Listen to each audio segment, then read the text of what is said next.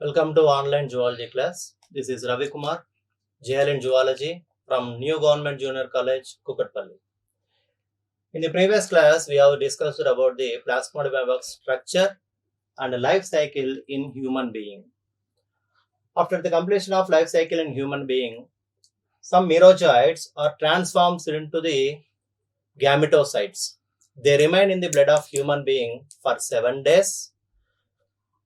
If in these 7 days, female Anopheles mosquito bites the malarial patient, the gametocytes along with the other stages like micrometacryptozoites and merozoites enter into the crop of the mosquito. So when female Anopheles mosquito bites the malarial patient, it sucks the blood of the patient. So in the blood, there are merozoites are present, micrometacryptozoites are present, and also gametocytes are present. All these stages enter into the crop of the mosquito and the further development takes place in the mosquito. So today we are discussing about the life cycle in mosquito, that is called Plasmodium vivax life cycle in mosquito, that is called mosquito phase, also known as Ross cycle. ఇంత ముందు క్లాస్లో మనము plasmodium vivax యొక్క నిర్మాణము, malaria యొక్క చరిత్ర, తర్వాత మానవుల్లో ప్లాస్మోడియం వైవాక్స్ యొక్క జీవిత చరిత్రను తెలుసుకున్నాం. మానవుల్లో ప్లాస్మోడియం వైవాక్స్ తన జీవిత చరిత్రను పూర్తి చేసుకున్న తర్వాత ఆ మానవుల్లో ఎర్రత్త కణాల సంఖ్య క్రమంగా తగ్గడం వలన కొన్ని మీరోజాయిట్లు సంయోగ బీజ మాతృకణాలుగా మారుతాయని చెప్పుకున్నాం.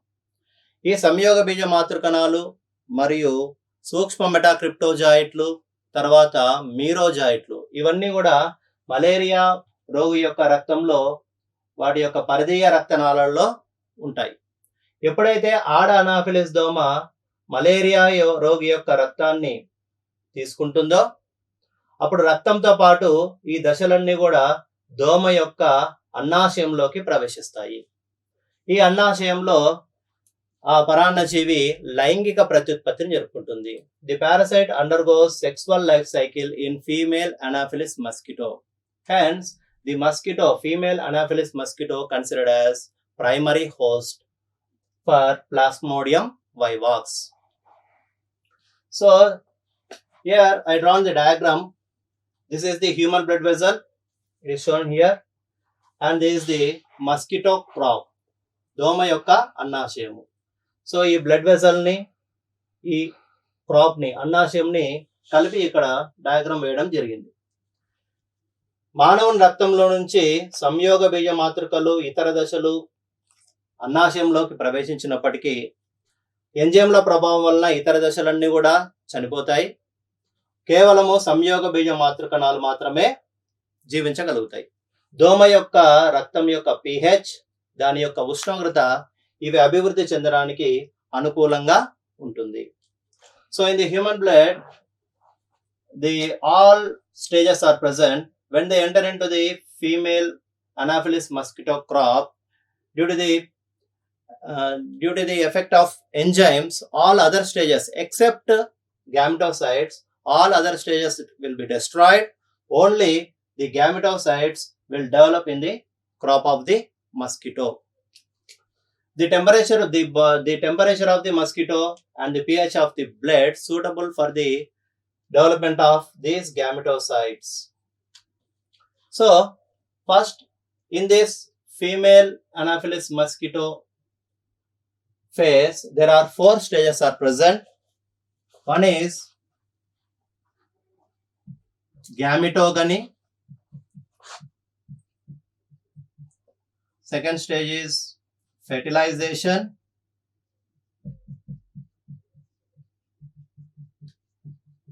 Third stage is formation of ookinete and oocyst. Fourth stage is sporogamy.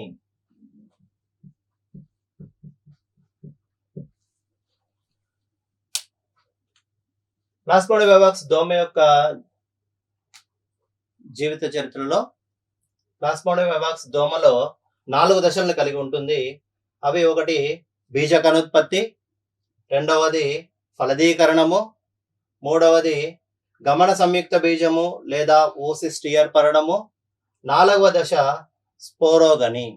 First we will see one by one. Gametogeny. Formation of male and female gamete from gametocytes is called gametogeny. సంయోగ బీజ మాతృ కణాల నుంచి సంయోగ బీజాలు ఏర్పడే ప్రక్రియను మనము బీజ కణోత్పత్తి అని అంటాము. So the male gametocyte or microgametocyte gives rise to the male gamete. The female gametocyte or macrogametocyte gives rise to the female gamete.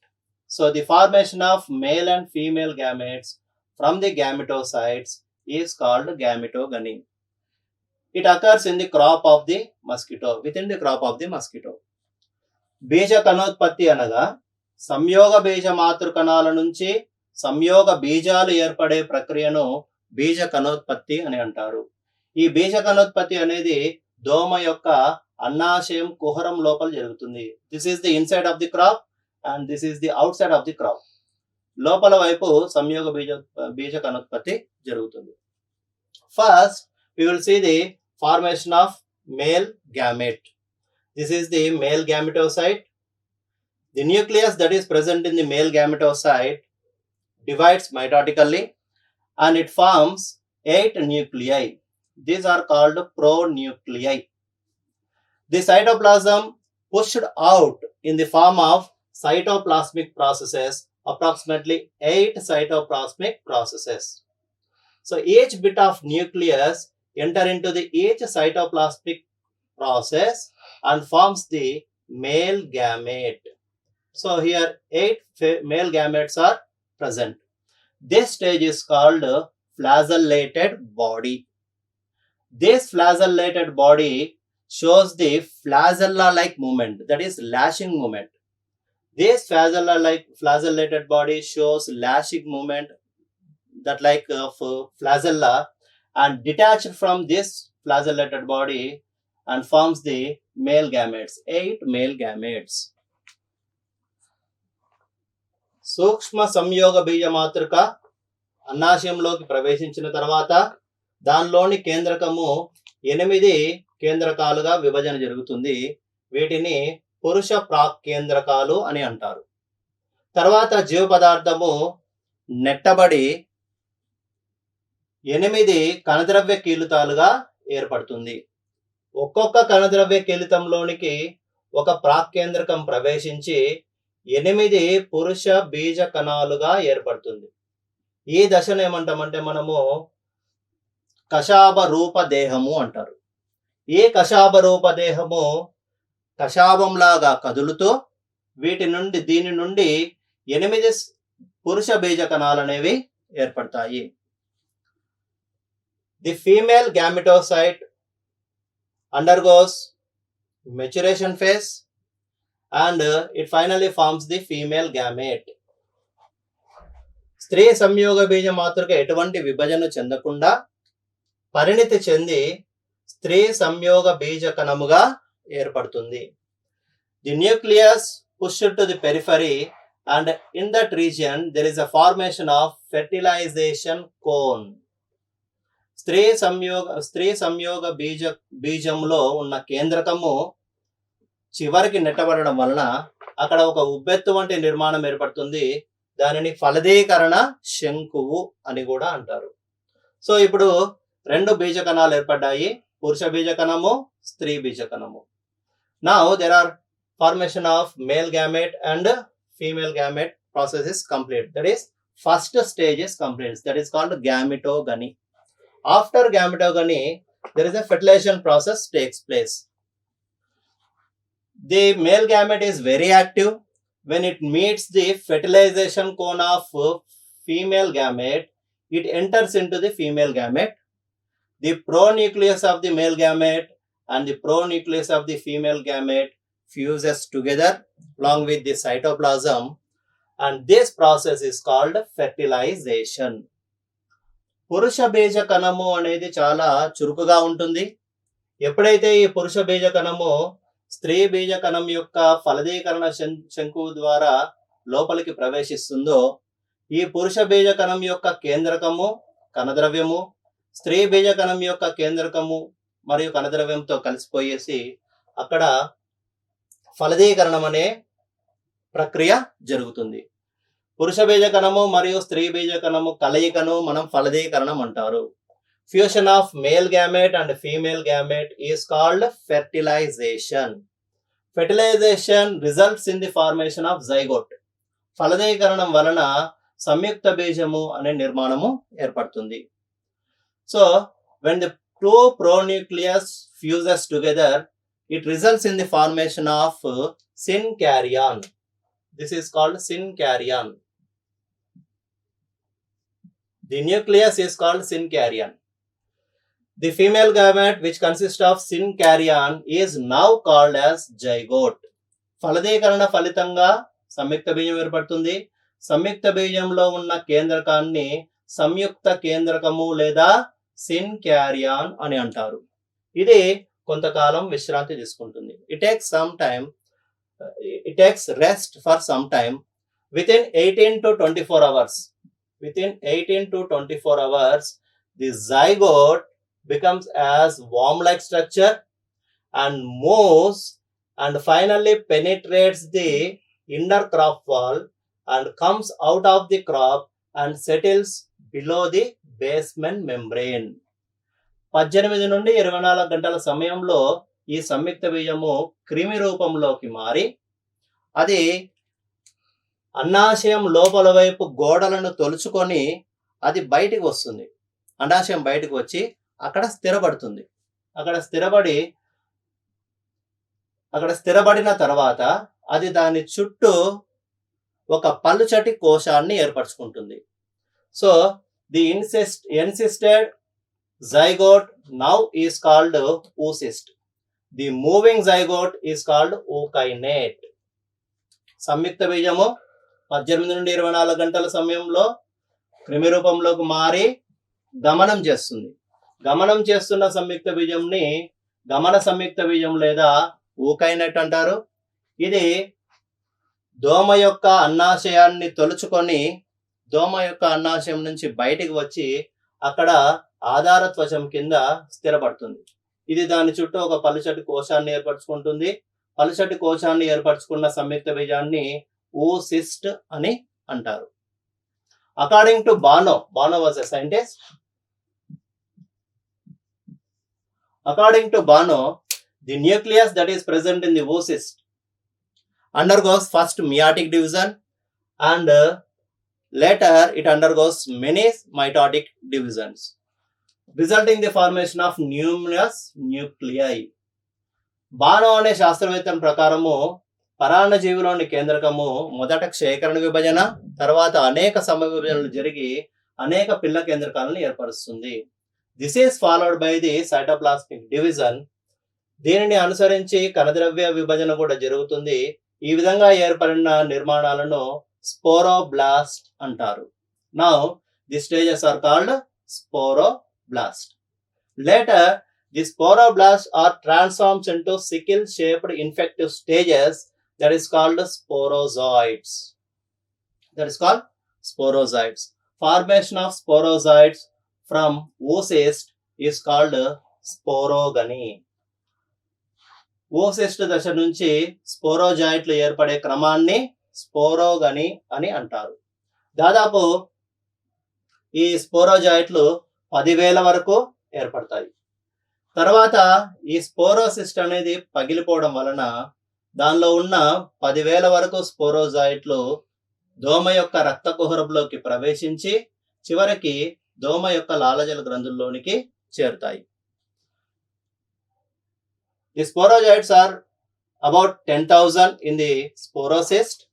When the sporocyst is burst, approximately 10,000 sporozoites are released into the hemocoel of mosquito. Finally, they reach the salivary glands of that mosquito. This is the sporocyst. and these are the salivary glands of mosquito. When the sporocyst is burst, it releases the approximately 10,000 sporozoites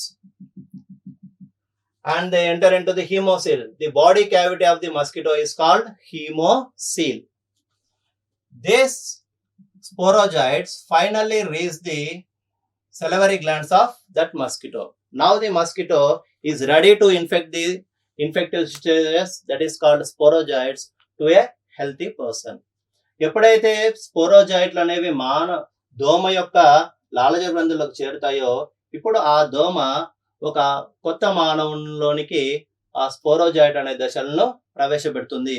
అప్పుడు మానవుల్లో అవి మళ్ళీ అలైంగిక ప్రత్యుత్పత్తి ద్వారా తమ సంతానాన్ని పెంచుకుంటాయి. దోమలో జరిగే ఈ జీవ చక్రాన్ని రాస్ సైకిల్ అని కూడా అంటారు. ఎందుకంటే మొట్టమొదటిసారిగా దోమ యొక్క అన్నాశయం మీద ఊసిస్ట్లను గుర్తించాడు. అందువలన ఇతరుని ఈ చక్రాన్ని రాస్ చక్రం అని కూడా అని పిలుస్తారు. Okay, now let's see the pathogenicity of Plasmodium vivax. Plasmodium vivax causes benign tertian malaria in human beings. Benign tertian malaria means the fever which is less harmful and it occurs on every third day. Hence it is called benign tertian malaria. And this malaria is a characteristic of bouts of fever. So the bouts of fever is in 3 stages. One is cold stage, second one is hot stage, third stage is sweating stage. So in each and every bouts of fever, there are 3 stages are present. That is cold stage 1, hot stage and sweating stage. In cold stage, the patient will get shivering, chills and headache, and also giddiness occurs in that patient. In the hot stage, the body temperature gradually increases and the breathing is also gradually increases and there is a rapid pulse rate occurs. When the body temperature gradually decreases, the patient will get sweating. That stage is called sweating stage.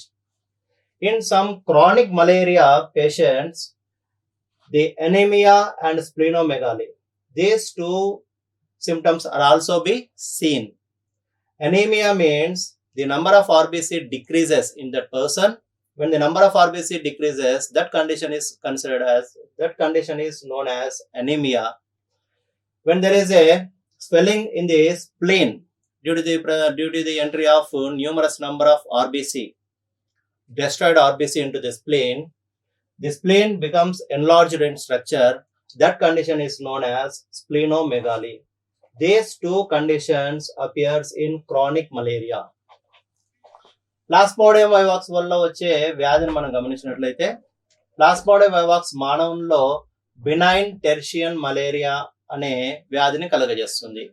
Malaria అనగా జ్వరము, benign అంటే హానిరహితమైన, టెర్షియన్ అంటే ప్రతి 3 రోజులకు ఒకసారి వచ్చే జ్వరం అని అర్థం. సో బినైన్ టెర్షియన్ మలేరియా, ఈ బినైన్ టెర్షియన్ మలేరియా ఆ వ్యక్తికి తెరలుగా వస్తుంది. బౌట్స్ ఆఫ్ ఫీవర్ అని అంటాము, తెరలుగా రావడాన్ని. ఈ ప్రతి ఒక్క బౌట్స్ ఆఫ్ ఫీవర్ లో 3 దశలు ఉంటాయి. దానిలో ఒకటి చలి దశ, రెండవది వేడి దశ, మూడవది స్వేదన దశ. ఈ చలి దశలో ఆ వ్యక్తికి చలి, వణకడము, తర్వాత తల తిరగడం వంటి లక్షణాలు మరియు తలనొప్పి వంటి లక్షణాలు కలుగుతాయి. ఈ దశ తర్వాత ఆ వ్యక్తికి శరీరంలో ఉష్ణోగ్రత క్రమంగా పెరుగుతూ దాదాపు ఉష్ణోగ్రత బాగా పెరిగి అతని యొక్క శ్వాసక్రియ రేటు కూడా పెరుగుతుంది. తర్వాత అతని యొక్క పల్స్ రేటు కూడా విపరీతంగా పెరుగుతుంది. ఈ దశను ఏమంటామంటే మనం వేడి దశ అని కూడా అంటాము. క్రమంగా ఈ వేడి దశ తగ్గుతూ ఉండడం వలన ఆ వ్యక్తికి స్వేదనము అంటే చెమట పట్టడం జరుగుతుంది. అప్పటికి పూర్తిగా జ్వరము తగ్గిపోతుంది. ఆ దశను స్వెటింగ్ స్టేజ్ లేదా స్వేదన దశ అని అంటారు. కొన్ని మలేరియా యొక్క తీవ్రతరమైన మలేరియాలో అంటే మ్యాలిగ్నెంట్ మలేరియా అంటాం. తీవ్రతరమైన మలేరియాలో ఎవరైతే మలేరియా వ్యాధితో బాధపడుతున్నారో వాళ్ళలో ఎనీమియా మరియు స్ప్లీనోమెగాలి అనే 2 వ్యాధి లక్షణాలు కనిపిస్తాయి. అనీమియా అంటే ఎర్ర రక్త కణాల సంఖ్య విపరీతంగా తగ్గిపోవడం. ఎందుకంటే పరాన్నజీవి ఎర్ర రక్త కణ జీవిత చక్రను ఎక్కువగా చేసుకోవడం వలన ఆ వ్యక్తిలో ఎర్ర రక్త కణాల సంఖ్య తగ్గిపోతుంది. స్ప్లీనోమెగాలి అంటే స్ప్లీన్ అంటే ప్లీహం యొక్క పరిమాణం విపరీతంగా పెరిగిపోతుంది. ఎందుకంటే చనిపోయిన లేకపోతే విచ్ఛిన్నమైన ఎర్ర రక్త కణాలు ప్లీహాన్ని చేరడం వలన ప్లీహం యొక్క పరిమాణం విపరీతంగా పెరుగుతుంది. అటువంటి స్థితిని స్ప్లీనోమెగాలి అని అంటారు. ఈ 2 అపస్థితులు మనకు క్రానిక్ మలేరియాలో మాత్రమే వస్తాయి. వ్యాధి తీవ్రత ఎక్కువగా ఉన్న మలేరియాలోనే ఇటువంటి లక్షణాలు కనిపిస్తాయి. రిలాప్స్ ఆఫ్ మలేరియా కూడా క్రానిక్ మలేరియాలో ఒక భాగం. క్రానిక్ మలేరియాలో మనకి రిలాప్స్ ఆఫ్ మలేరియా కనిపిస్తుంది. We can say the relapse of malaria in case of chronic malaria. Relapse of malaria means some metacryptozoites which are formed during the exoerythrocytic cycle of liver schizogeny. These metacryptozoites do not enter into the RBC but remains in the liver cells as dormant stages. After some time or some months later or years later, these dormant stages get reactivated and continues the exoerythrocytic cycle, and after the completion of exoerythrocytic cycle, the micrometacryptozoites again attack the RBC and completes the erythrocytic cycle and causes the malaria. So that is called relapse of malaria.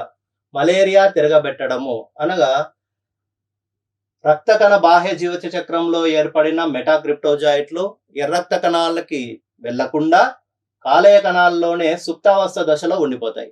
అవి కొంతకాలం తర్వాత మళ్ళీ reactivation జరిగి అవి మళ్ళీ రక్త కణ బాహ్య జీవిత చక్రాన్ని కొనసాగించి తర్వాత అవి ఎర్ర రక్త కణాలకు చేరి ఎర్ర రక్త కణ జీవిత చక్రాన్ని జరుపుకొని ఆ వ్యక్తికి మళ్ళీ మలేరియా వ్యాధిని కలుగజేస్తాయి. దీనిని మలేరియా తిరగబెట్టడం అని అంటారు.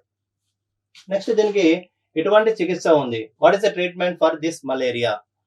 The quinine is the best medicine for treatment in malaria and it is extracted from the BARC of cinchona officinalis plant. Malaria వ్యాధికి క్వినైన్ అనేది ఒక గొప్ప ఔషధము. ఈ ఔషధం అనేది సింకోనా అఫిసినాలిస్ అనే మొక్క యొక్క బెరడు నుంచి తయారు చేస్తారు. And what are the preventive measures we have to take against the malaria disease? మన మలేరియా వ్యాధి నుంచి ఎటువంటి నివారణ చర్యలు తీసుకోవాలో తెలుసుకుందాం. So there are some larvivorous fishes that is called gambusia and insectivorous plants that is called utricularia. These must be introduced in the places where mosquito lays the eggs, like stagnant water, pools and ponds. And we have to spray the benzene hexachloride BHC or DTT in the areas where the mosquito breeds, that is ponds and stagnant water. And pyrethrum and kerosene also used to spray in such places to prevent the development of larva. And we can avoid the mosquito bite by using the mosquito nets and mosquito repellents. So దీనికి చికిత్సలో మనం చూస్తే larva దశ నుండి తినే చేపలు ఉంటాయి and కొన్ని రకాలైన మొక్కలు కూడా ఇటువంటి లార్వాలని ఆహారంగా తీసుకుంటాయి. గంబూజియా అనే ఒక చేప, యూట్రికులేరియా అనే ఒక మొక్కలు మనము దోమ ఎక్కడైతే నివసిస్తుందో అటువంటి నీళ్ళల్లో వీటిని ప్రవేశపెట్టినట్లయితే అవి దోమ లార్వాలన్నీ కూడా తొలగిస్తాయి. తర్వాత నిల్వ ఉన్న నీటిలో మనము బెంజిన్ హెక్సాక్లోరైడ్ డిటిటిని చల్లినట్లయితే అవి దోమ లార్వాలు నశించడానికి కారణమవుతాయి. కిరోసిన్ మరియు పైరిథ్రిన్ అనే రసాయనాన్ని కూడా చల్లడం ద్వారా మనము దోమ లార్వాలను చంపేయవచ్చు. నెక్స్ట్ మన దోమకాటు నుంచి రక్షణ కోసము దోమ తెరలను తర్వాత మస్కిటో రిపెలెంట్స్ వాడడం ద్వారా దోమకాటు నుంచి రక్షణ పొందవచ్చును. ఇప్పటి వరకు మనము ప్లాస్మోడియం వైవాక్స్ యొక్క జీవిత చరిత్రను ఆడ అనాఫిలిస్ దోమలో తెలుసుకున్నాం. So up to now we have discussed about the life cycle of Plasmodium vivax in female Anopheles mosquito. Plasmodium vivax is a digenetic parasite. The primary host is female Anopheles mosquito and the secondary host is man. And the reservoir host is monkey. So whenever the female Anopheles mosquito infected with the parasite, when bites the healthy person, the Plasmodium vivax stages, that is called sporozoites, enter into the human blood. Within half an hour, they enter into the liver and completes the 2 cycles. After that, they reaches the RBC and completes the erythrocytic cycle. So in the erythrocytic cycle, some stages of merozoites transforms into gametocytes, and the gametocytes enter into the female Anopheles mosquito, and in the crop they undergo sexual reproduction. In the sexual reproduction, there are 4 stages are present, that is gametogamy, fertilization, formation of oocyst and ookinete, and also sporogamy. After the last stage, there is a formation of sporozoites, and that sporozoites reach the salivary glands of mosquito, and the mosquito is ready to infect these parasites to the healthy person. ఇప్పటి వరకు మనము plasmodium vivax యొక్క జీవ చరిత్రను దోమలు తెలుసుకున్నాము. Plasmodium vivax అనేది ద్వంద్వాతిదేయ పరాన్నజీవి. ఇది దీనికి ప్రాథమిక అతిథేయి ఆడ అనఫిలిస్ దోమ, ద్వితీయ అతిథేయి మానవుడు. ఎప్పుడైతే ఆడ అనఫిలిస్ దోమ ఆరోగ్యవంతమైన మానవుని కుడుతుందో, స్పోరోజాయిడ్ దశలు మానవుని రక్తంలోకి ప్రవేశించి తర్వాత కాలేయానికి చేరి 2 చక్రాలను పూర్తి చేసుకుంటుంది. తర్వాత ఎర్రక్త కణాలకు వెళ్ళి రక్త కణాల చరిత్రలో కొన్ని మీరోజాయిట్లు అనే దశలు సంయోగ బీజ మాతృకణాలుగా మారి దోమకాటు ద్వారా దోమ అన్నాశయంలోకి ప్రవేశిస్తాయి.